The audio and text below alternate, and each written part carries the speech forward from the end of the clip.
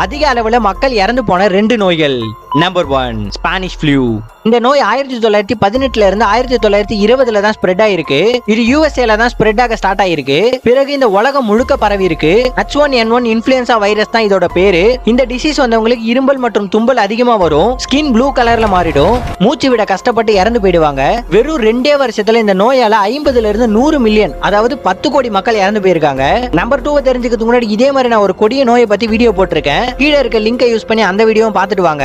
Number 2 small box. நம்ம ஊர்ல சாதாரணமா வரக்கூடிய நோய் தான் இந்த சின்னம்மை. ஆனா 1977 காலகட்டத்துல குணப்படுத்தவே முடியாத நோய் இது. இந்த நோய் வந்தா high fever, back pain, vomiting and பாடியில ரெட் ஸ்பாட்ஸ் வரும். இந்த நோய் எஜிப்ட் ஆர் இந்தியால தான் உருவாகி இருக்கு. 1996ல இந்த டிசீஸ்க்கு வேக்சின் கண்டுபிடிச்சிட்டாங்க. இந்த நோயால இப்ப வரைக்கும் 300ல இருந்து 500 மில்லியன், அதாவது 50 கோடி மக்கள் இறந்து போயிருக்காங்கன்னு தெரிஞ்சுக்கோங்க.